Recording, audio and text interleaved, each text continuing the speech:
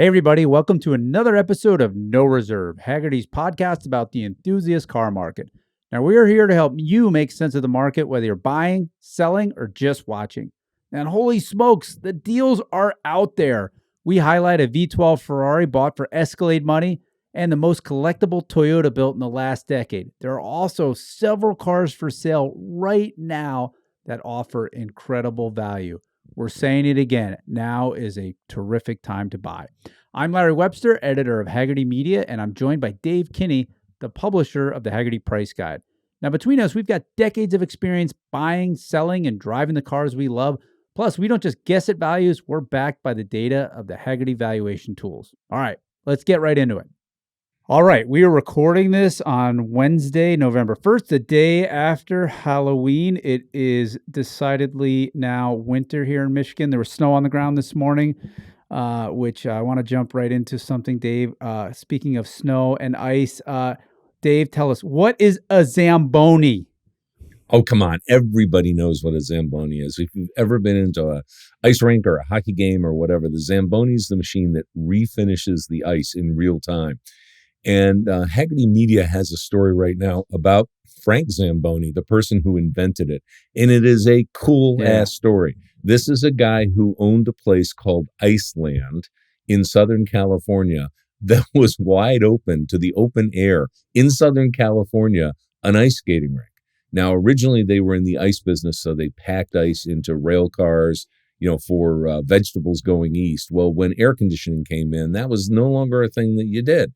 So they decided to repurpose one of their big buildings and make it into a ice skating rink, which still exists today, still called Iceland. Oh my gosh! So anyhow, these two brothers, the Zamboni brothers, which sounds great because you'd say Flying Zamboni Brothers or the Miracle Zamboni Brothers or whatever. Sure. But so these two guys, but especially Frank, decided to take to make a machine. And the first one failed miserably. It was his Model A, and it just didn't do enough. They wanted to make a machine to resurface the ice during the open hours, right? But they have to shave the ice, and then put down fresh water and then squeegee it so that this used to be all done by hand. As a matter of fact, I'm going to learn you something right now. Teach me, Big Papa. Do you know the Canadian term for a loser is called a hoser, right? You remember? I thought it was just loser. No, it's hoser, okay? So why is it called a hoser? Because the losing team had ice down the rink. Shut up. Okay? Wow. I can't make this stuff up. So anyhow, look, it's a fascinating story. We're not talking about cars now. Yeah, well, of course we are. We're talking about cars. Jeep was like his second thing. We're talking about transportation, and I'm just into it no matter what it is.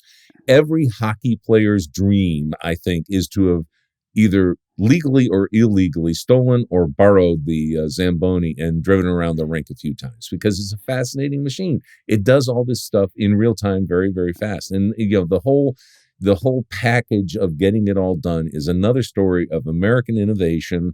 With all this stuff going on, he used surplus World War II parts. He used that one of the tanks he used was like a belly tank from a bomber, all this sort of stuff. It's just a great story. It's worth a read. It's just go to Hagerty.com and find it.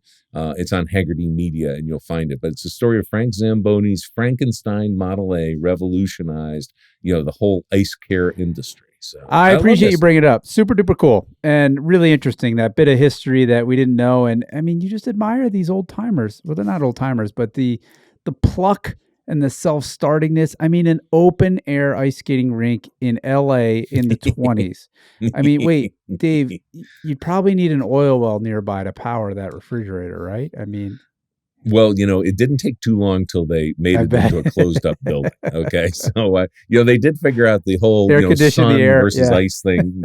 Yeah. The sun's going to work. The sun's going to win every time. But, so, I mean, it's basically all about, the late 1930s, early 40s when this whole thing started, but it's going today. And Zamboni is like aspirin. It's like, it's like Xerox.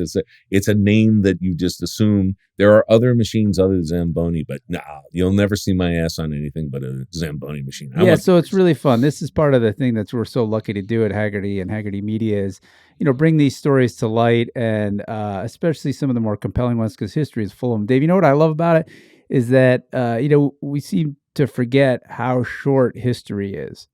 And, like refrigeration has only been with us like 100 years-ish, right? Yeah. So look at all exactly. this stuff that happened because of it.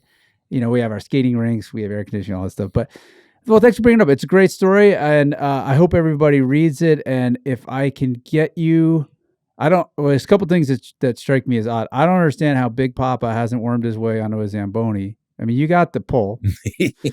And number two, this is a great opportunity for your next birthday present. I'm going to see what I can do here. You might have to travel to Michigan, but Yeah, I'll figure something out. there's a couple ice rinks around here, but I will You'll fly for one. to drive. I will fly to drive a Zamboni. Okay, Anywhere in all North right. America is game. And hey, this time of year, I'm pretty sure British Columbia would be just fine. Thank you very much. Don't understand your passion, but I can certainly appreciate it. But let's move to our opening big segment where we talk about cars that have already sold. And the first one on the docket is a very fetching Ferrari.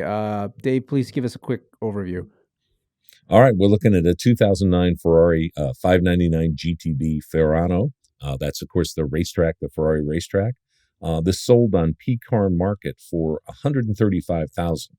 The reason that's really interesting is because Hagerty's number 4 is $126,000. And number 4 is a pretty beat up car, right?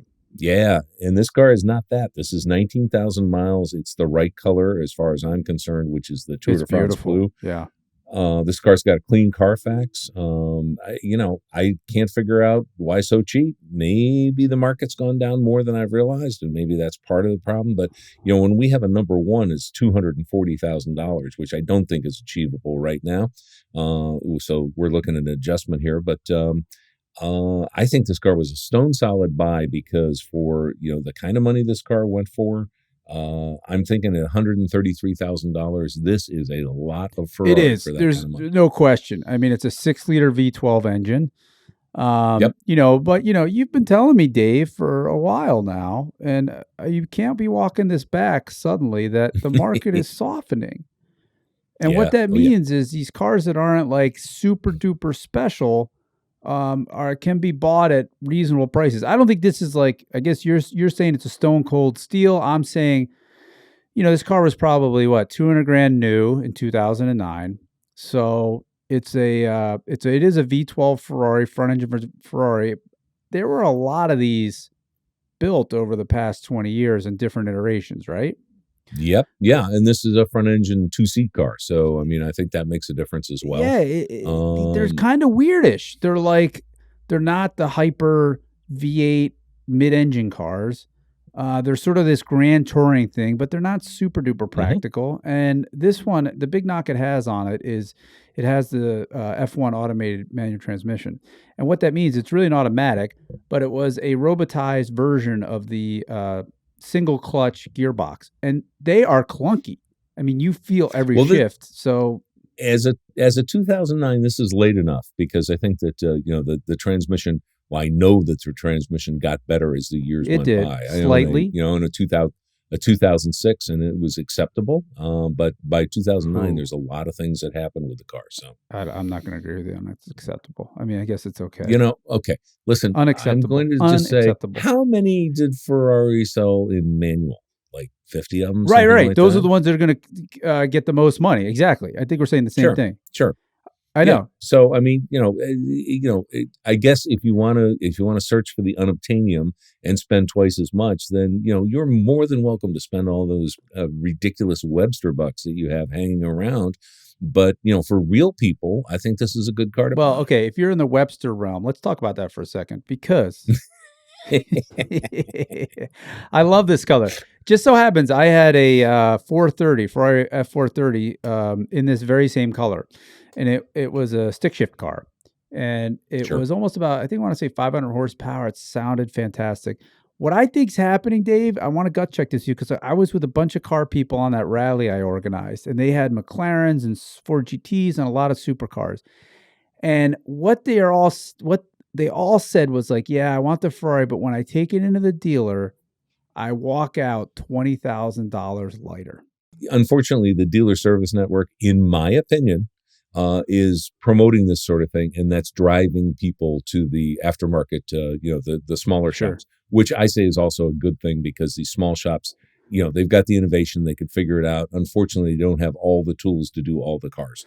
Well, I guess what I'm saying is that this reputation for high service costs, even though the cars, especially after 2009 aroundish, they were really quite reliable. Whatever the dealers are doing to tack on this preventative maintenance, whatever you call it, it's turning people away and it's depressing the used car values. That's a theory I'm throwing out. How could you be so right and be Larry Webster all at the same time? I mean, this is incredible. Hey, listen, I'm a Bentley owner. Everybody says, well, I'd buy a Bentley, but it's going to cost me like $1,000 a day to drive the thing, which is horse for hockus. It just doesn't happen that way. But in the meantime, I own a couple of these cars, and I take them mostly to independent service centers. I still have a car that just came off a warranty, so it hadn't gone to anybody but the factory service center. But yeah, the $4,000 oil change is not something that you want to be involved in for the rest of your life, and so it's ridiculous. The golden oil change. Yeah, I understand. And look, the other problem these cars had is the interior materials didn't age well. And they get sticky over time. And I paid somebody to clean mine. Basically, what he did is he took a jar of acetone, put it on a rag, and just wiped it. He charged me $3,000 for that. Yeah, no. That's sucker. Foolish. I mean, look, I've got the same problem on my smart car. Oh, yes, I'm admitting in public that that I own a smart car, bought it new. Good information. The reason I still own a smart car is because it's worthless, and I refuse to sell it because it's worth so little money. Can you send me a picture of you in the smart car? I want to see Big Papa in the smart car. Hey! I want you to know. All right, and listen, folks at home, just there's no coming back from this, Dave. I'm a big guy, okay? There's no doubt about it. I'm tall, I'm wide, I'm big, okay? So in the meantime, the smart car, the 2 seats, as opposed to 11 in an Escalade, the 2 seats and the leg room and everything else is remarkably similar to the front seats of the Escalade. Yeah. Okay, that's Escalade. Hey, we're not here to talk about your smart car. We're here to talk about this Ferrari. Let's stop altogether. Wait. I just want to agree with you. I think you're right. I'm looking at this thing and I'm getting all the sort of like jitteries. Like, wow, that car's. I mean, it's gorgeous. That blue paint with that tan interior. They even have the really nice sports seats. I could see flying across the western part of this country in this car and having a great time. Yeah. But you're right, and I think that the dealers have propagated this. And why are all the dealers? Why do they all look like palaces now? Okay, have you noticed that?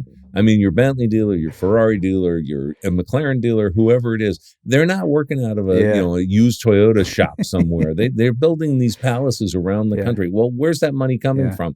$4,000 oil changes, but it's a bummer. I mean, it did. I got so scared in that car because there wasn't a good independent around here, and even the people I knew at the dealership would tell me like, "Why'd you sell it?" I'm like, "Well, because the service costs were crazy," and they're like, "Well, it's not that bad." And I'm like, what are you talking about? And so, I guess on the other hand, if you have a good independent like you do, then you're golden, and you can get a value like this. I've got a choice of 2. Great. Not conveniently located to my house, but within an hour's drive, and so I'm very lucky with that. And with Bentley, same thing. I've got a guy good for you. Anything else you want to brag about? Thank you.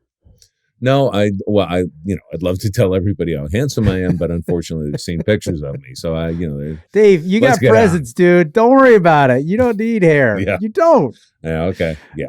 Hair's overrated. All right. For $10,000, I could have a set of hair like yours. No problem.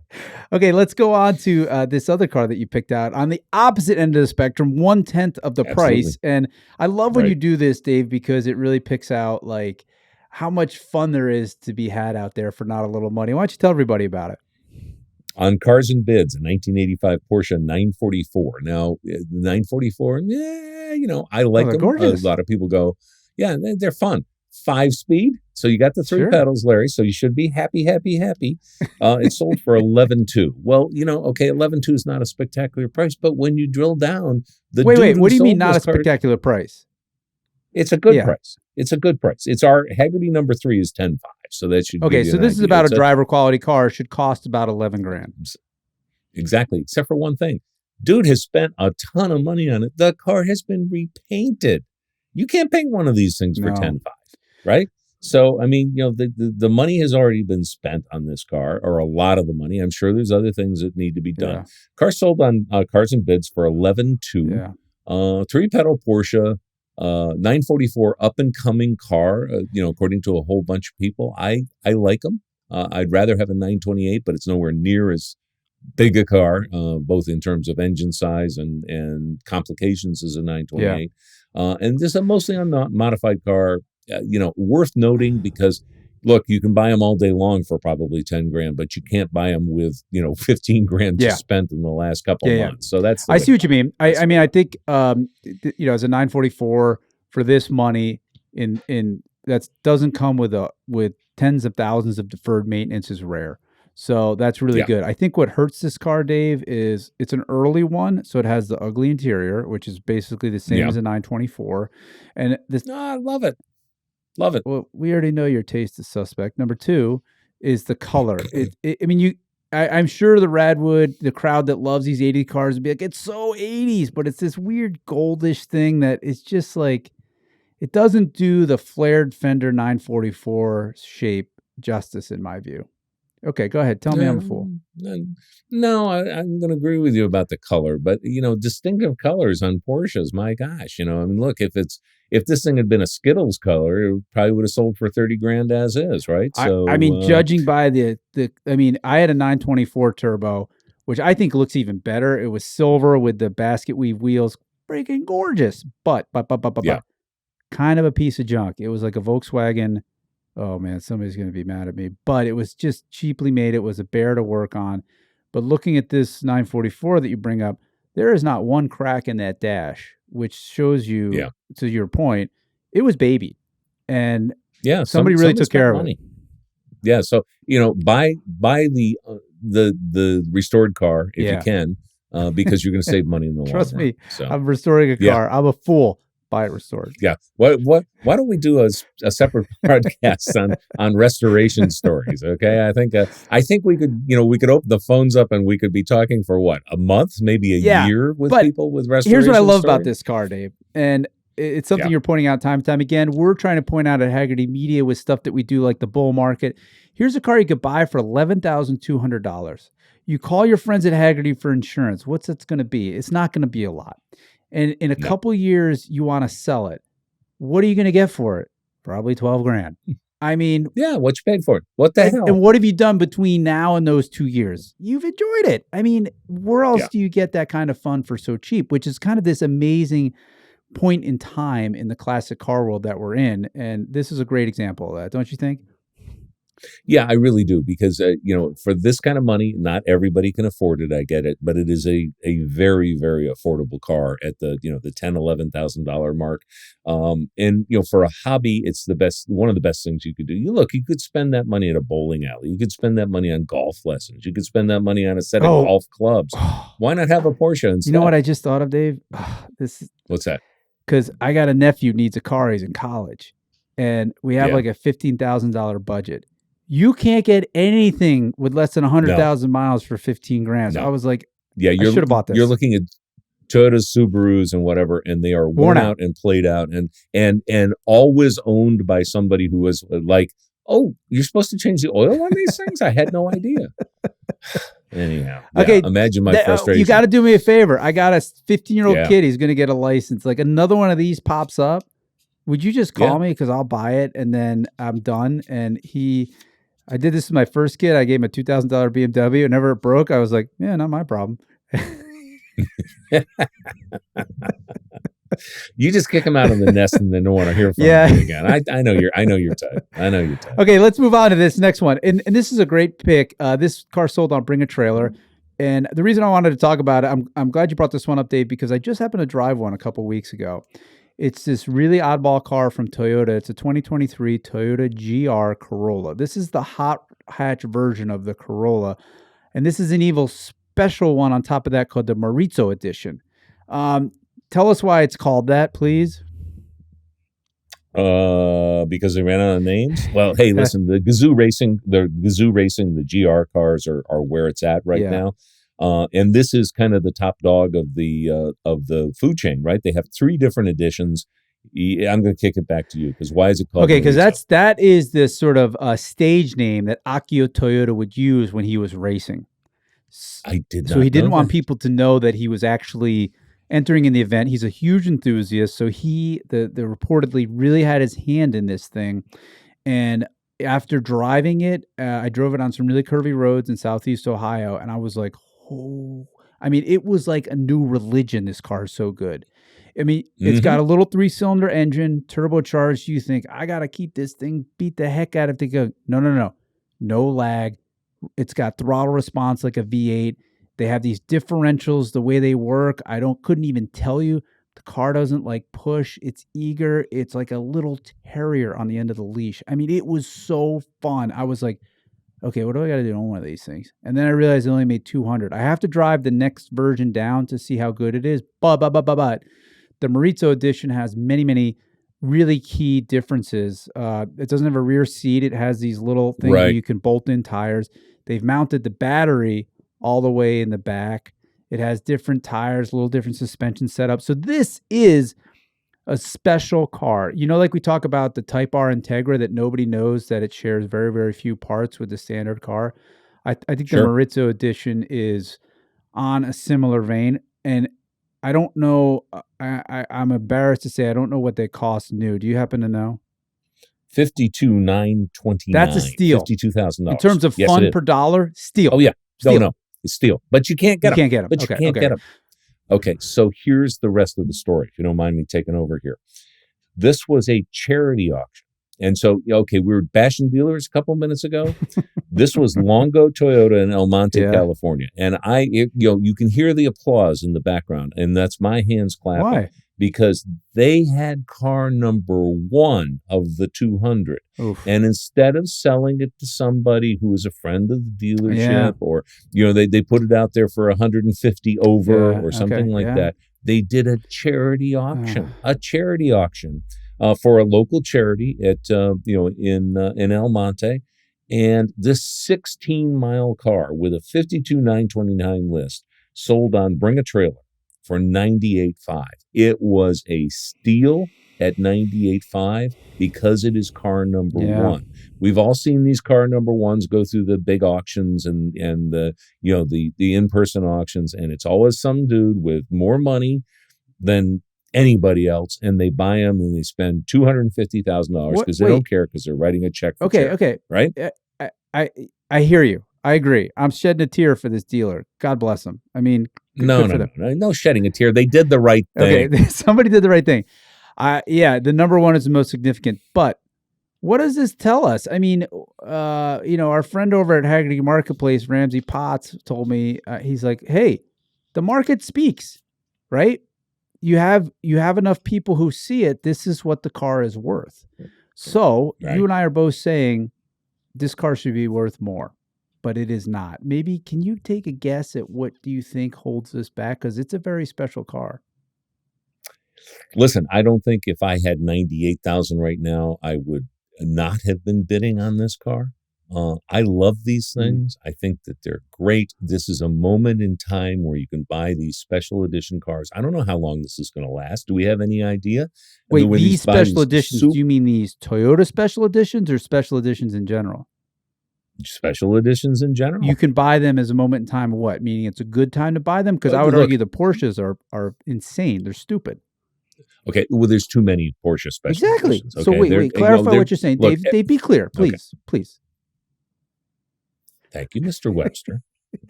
That pause scared me. I was like, oh my God, I pissed him off. It's really hard to piss me off. You know that.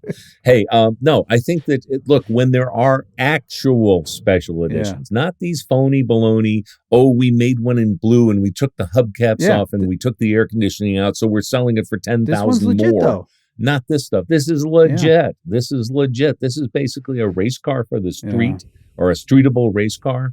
If you buy this car and put it away, I guarantee that you'll get a profit on this thing, even at $98,000. Because talking about the market speaks, 10 years from now, when we're all driving electric buzz cans, maybe, who the hell knows? I don't think that's going to happen anymore. I think that whole everything's going electric train has sailed. Listen, that's like kicking a hornet's nest. Can we not do that? No, that's what we do here. That's why this is called the no reverse. Oh, wait a minute. It's the no reserve.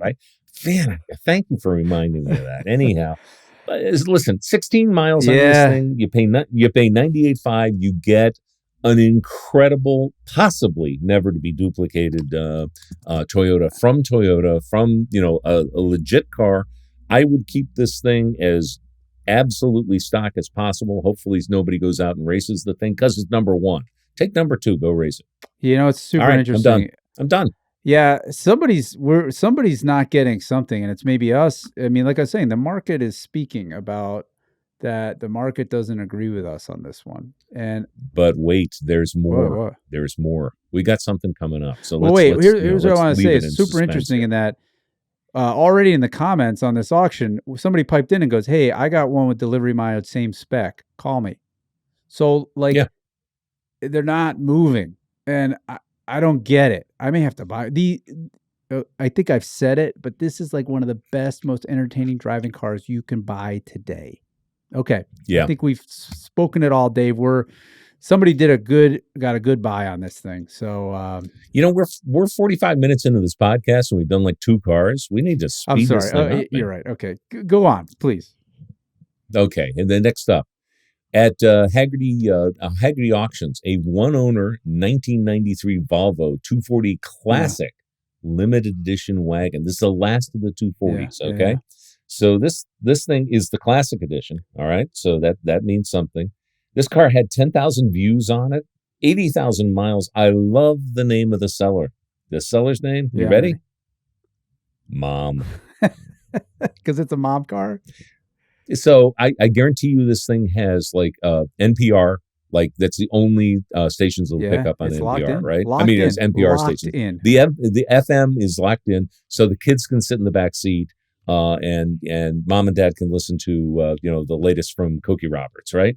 So anyhow, 80,000 miles, sold for $13,108. That's about our number 3. Yeah. Which probably is the condition of this car. But it's a one-owner Valvo 240. You're not going to find them anymore. It's as the kids these days say, a long roof, which in English is a wagon. Yeah. I love this car. I would have bought it if I had the money and the space. It's super cool. And it's about, I guess, what it's worth, $13,000. But if you go out with $13,000 and trying to find one this nice, you'll never find it. Nope. So yeah, and I mean it's basically a 93. It's because it's a 240 still Radwood eligible because it's an 80s car. I mean, there's no doubt about that.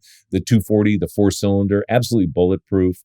I would call mom, and if I knew her, I'd call her and say, "Hey, mom, before you take the pictures, maybe run it to a car wash. I mean, maybe you don't know what detailing is, but this thing sold with pictures of the wheels filthy dirty. Yeah. A little sparkle would help. There's made the car worth hey, more. Look, we're not all professional swindlers like you, Dave. So, this is an honest car. I mean, oh my honest God. Car. Oh my God. But I couldn't agree more. These are they're the downside to it, it's an automatic car.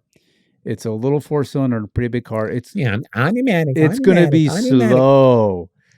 Of course it's going to be slow. It's a Valvo from the 90s. Most of us got places to go. We're all not living off our interest payments like you are, Dave. So, we can't afford this thing.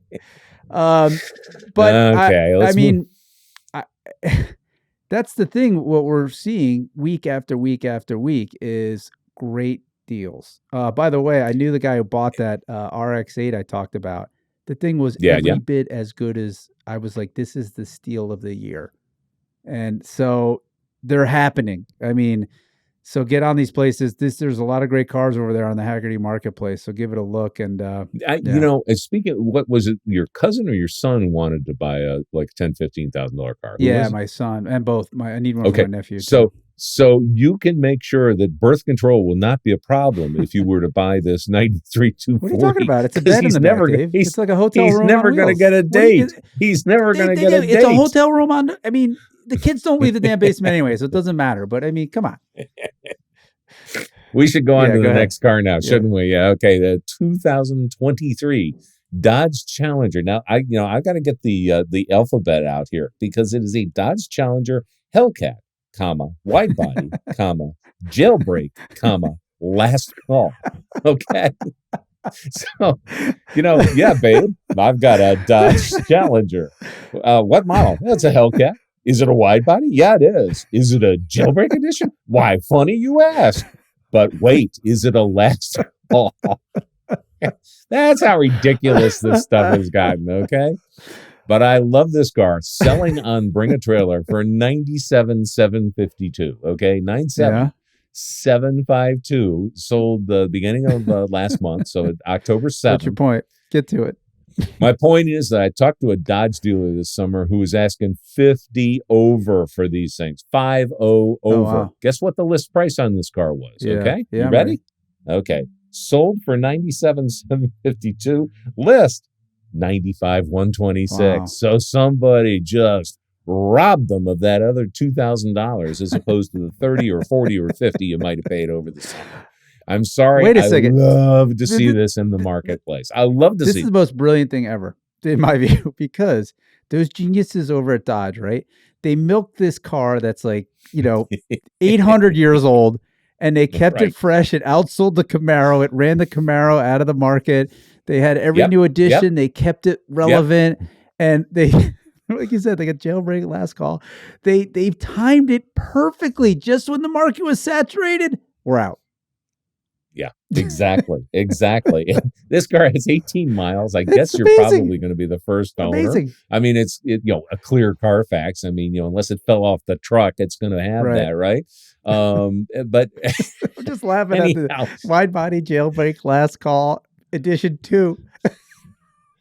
Let's just put that on the back of the car, okay? I mean, let's for people who are wondering what it is, let's get chrome letters and we put on there Dodge Challenger, and then maybe in black or maybe in red, Hellcat, and then wide body and back to chrome, and then jailbreak and I know black there's again, sites, and then last. There's call. Sites out there that just decipher all this stuff. One of the comments, this is great. I'm going to read this. This is like my favorite part about the last gasp of the Challengers.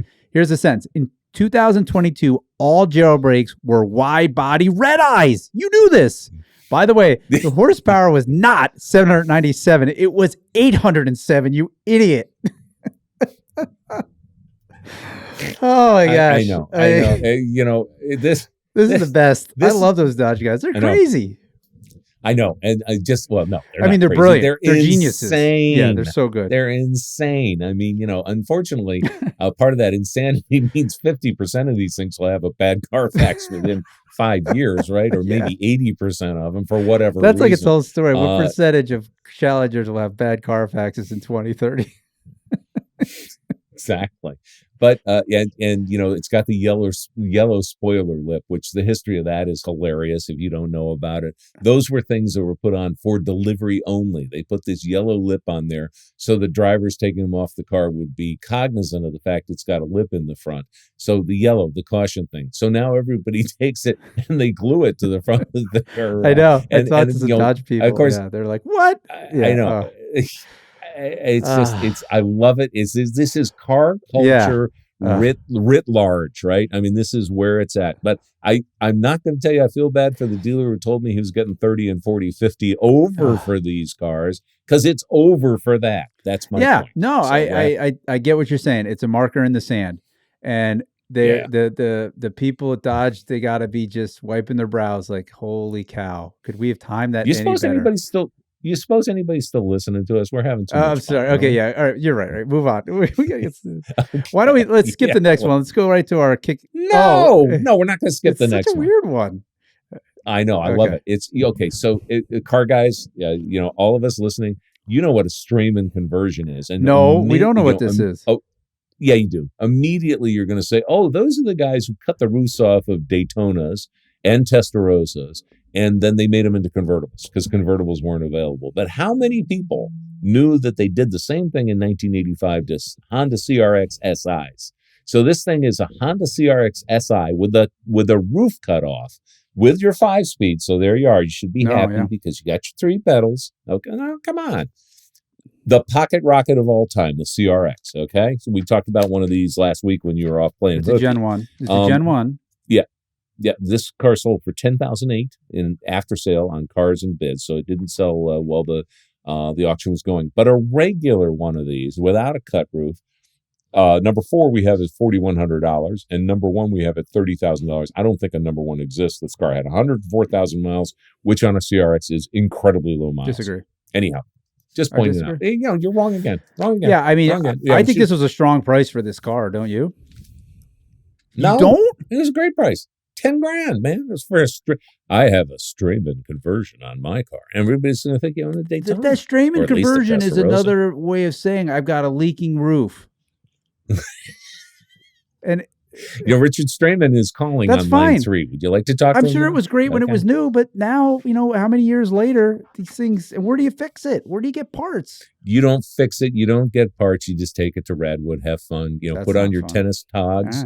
And your blonde hair wig and all that, your fantasy of your blonde hair wig with your tennis racket and and just go and hang out there. The thing that with these, I've owned several of 80s eras Hondas with 6 digits on the odometer, and this is the risk you run into, Dave. I'm going to gut check with this. I'm not a professional mechanic. I know I'm bad, but what happens with these were sort of like when the electronic fuel injection systems were trying to cope with ever more stringent fuel economy regulations and emission regulations. And therefore, they had all these vacuum lines running all over the place.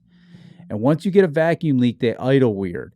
And then you go, well, they have these machines that actually you pipe smoke into the intake system and see where it leaks out. And you go, okay, fair enough. Then what happens? It leaks out of the freaking throttle plate, and you can't get a new one. And where are you going to get that rebuilt? And otherwise, you're just going to have to live with this crummy idling car. So you almost can't fix it. Hello, JB Weld. Are you there? Well, it has to spin. The thing has to rotate on the shaft. I mean, I've been there. Yeah. Somebody out there maybe has a fix for this, but these are some of the nightmares I see with these cars is chasing that forever.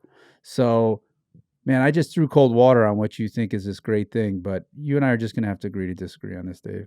Can we do that and be friends? No, I know, because I'm right. I'm right. No, just look. What? Why don't we give everybody your email address so they can tell you what they think about Hondas from the. I tell you what, all you got to do to see if I'm right, look at the picture of the engine bay, and all you see all these little rubber hoses running everywhere, and then you'll see. Okay, maybe we should change I see what he means. Let's change the subject. Hey, don't we have some cars that are coming up? Yeah. Let's go to our kicking tire seconds. I want to kick off this first one. These are cars that are currently at auction, and you can go check out and buy this one. I think I might have to bid on this one, Dave. I'm hoping you'll split it with me because it's right here in Michigan. It's a 1993 Mercedes-Benz 300e. It is right now on the Hagerty auction site. It ends on Wednesday, November 8th. It's the 300e of the 90s. This was a Bruno Sacco design, correct? That is correct. This is the pinnacle of Mercedes design, in my view. Are you going to agree with me on this, or are we going to have a fight? Now, wait a minute. We're talking about maintenance on a Honda, and now we've gone to a Mercedes. Can we bring up maintenance as one of the issues there, too? Dave, you can go to any European car shop, and they'll fix this thing. What are you talking about? What's the problem? You're totally going off the reservation. Fine. We're talking about design excellence here. Does this car have it, or yes or no?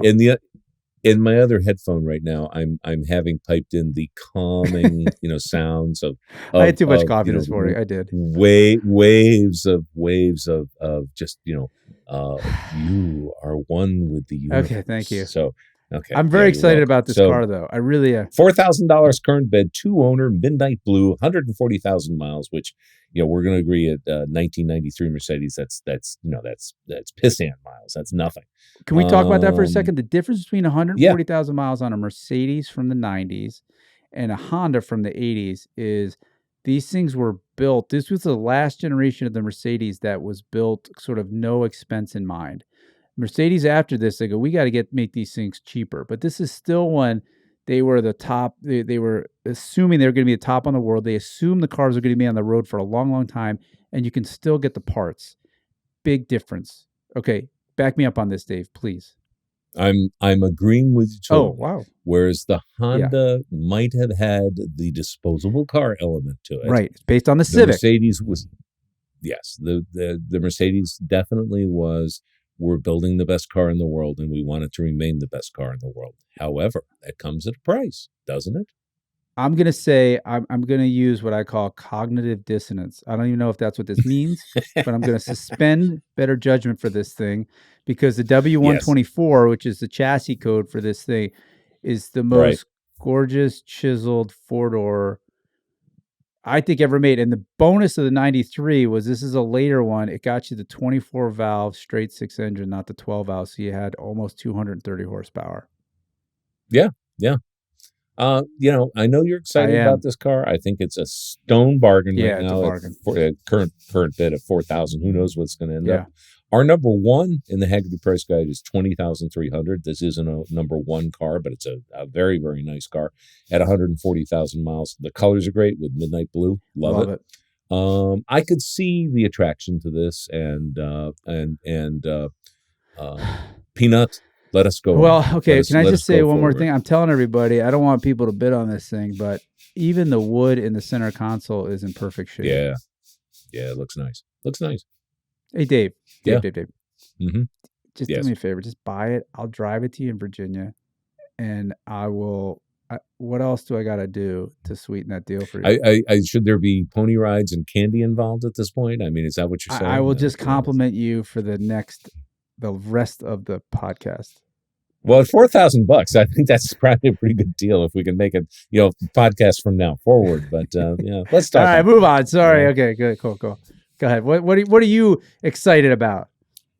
All right, P-Car Market has a 81 635 CSI. That's a Euro model. We had the 633. They had the 635. Ooh.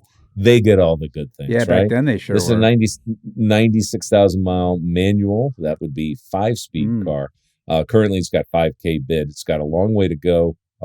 This car tops out on the price guide as a 633, not even a 635, as a 633 at 54.1. This is not that nice car. It's got some modification.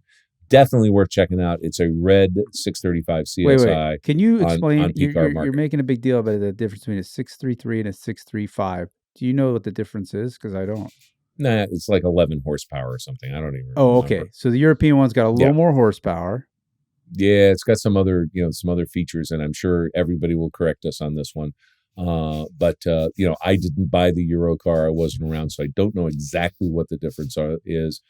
This does have the original motor in it. It was imported in 1986, so it's what we call a gray market car back then. But I love the colors. I love the look at it. I love, as those kids these days say, the stance of this thing with its little tiny spoiler on the rear, with the mag wheels. It's just got a great look. I think, once again, win Radwood and come in with a 5-speed car, and that was some, it's super cool. I agree. I mean, according to the listing, it's got the Getrag dogleg 5-speed, which is super cool. It looks like the seats have been redone to me. That fabric looks a little bit too fresh, but that's okay. Stuff needs to get, but it has enough receipts that it appears to be well maintained. The AC, it says, still works. The owner describes it as a high quality, fun driver. He's not trying to say this is not a show car. I'm just pointing it out. It ends in 6 days from now. And the high bid is $5,000. Yeah, you might be able to do really well. The thing people need to remember, it may look sporty, and this does have all the look of Wolf of Wall Street from the 80s, right? Because it's for sale in New Jersey, but it's based on the 7 Series, which is their big luxury sedan. This is not a sporting car. It's a touring car. No, it's a Grand Tour. They're 100%. Now we agree on something. Isn't that great? Well, okay. I like that one too a lot. I mean, the next one, I've driven a bunch of these, but I don't know why you put it on there. Why are you excited? Hey, I'm not a Saab guy. Okay, I'm happy to say that this is a '91 Saab 900 SE turbo convertible, also for sale at Hagerty auction, and it is in Oregon, which all of these things end up, right? So I mean, yellow, you got to love that, right? Come on, Larry, help me out here. Well, what's really interesting about this car, this is a 1991. This is the what I would call the last of the real Saabs, right? It was designed and Right. built in Sweden. After this, they started using a derivative of the Opel chassis, which is when GM bought Saab. So this has all the weirdness. I owned a 900 Turbo for a while, and I loved it for all its quirkiness. The funny thing is about the convertibles is this was a huge aspirational car in the late 80s, early 90s, right? This company ASC here in Michigan absolutely remade them. They did them to a really high level. It's got a power top. 5-speed transmission. They're really practical, fun cars that look and function like nothing else on the road. So for that alone, they're sort of a great entry into the classic car world. So I love Saabs for all the quirkiness. I think they're cool as hell. 14 days to go, 0 bids. Buy this car. Yeah. I mean, do you have any sense of like what's the range, number 3 to number 1? Do you have any sense of like what something like this, like what's a driver quality car going for these days? Look, this car, I don't know. Yeah. Okay. I'd take a wild guess. I think it would be really fun to own this car somewhere in the, and this is not a reflection. This is only my idea. We don't cover these. Yeah. Here we get it. We get all the fine print. Yeah. Just tell us what you think. This car just looks like $7,900 to me. How about you? Wow. That would be a steal. I know. It's not a perfect car. It's a nice car. Yeah. I think a nice one could do a lot more. Yeah. So, I mean, this is a nice one. So maybe it could do 14. Maybe it can do better. I just love this car. It has great stories, right? Somebody really enjoyed it and they had a lot of fun with it, and it's ready for the next person to have their own fun with it. So, again, the FM radio stuck on NPR because it's Saab, right? Okay, let's see. We got one more. This is also on the Hagerty marketplace, and I think I'm going to steal your words here for a second, Dave, because I want to seem smarter. This just shows a variety of cars out there. This is such an interesting car. It's a 69 Austin Healey Sprite, and it's been with the same owner for 46 years. Super interesting cars. Can you tell the audience about it? Yeah. I mean, this is like the last of the little British cars that came over here. I'm sure there's other examples, but a tiny car, 4-cylinder engine, obviously, 1275 cc, manual transmission, 82,000 miles on the thing. The Sprite has been around for a long, long time. Started out as a Bug-Eye, went into this little bit more reasonable, let's say. It had things like wipers on it and all that sort of stuff that might have actually worked. Fun car. Right now, $2,000. Got 8 days to go. We show these things in the price guide for a number 4 at $3,100 and number 1 at $72. Happy to say this is far from number 1. This is a car that's been enjoyed and driven. It's a family car. It's one of these things where the paint, just okay. Seat, just okay. Chrome, just okay. And so it's not going to bring big bucks, but what a great wintertime project to have this thing polished up and ready to go in springtime for literally no money. Yeah, and they're right? really, really simple cars. They've got the carbureted 4-cylinder engine. Everything's mechanical.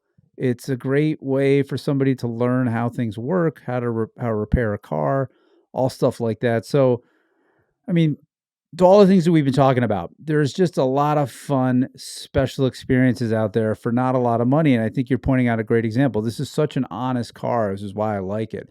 It does look like there's wear, but it's a 1969 car. It's not trying to be anything other than, a car that's been used and enjoyed, but there's still so much life left in it and a lot of opportunity for so many rich experiences. I'm right there with you. My generation, and I'm an older guy, we get this. We grew up with these things. Everybody we know had a Triumph Spitfire. They had a Sprite.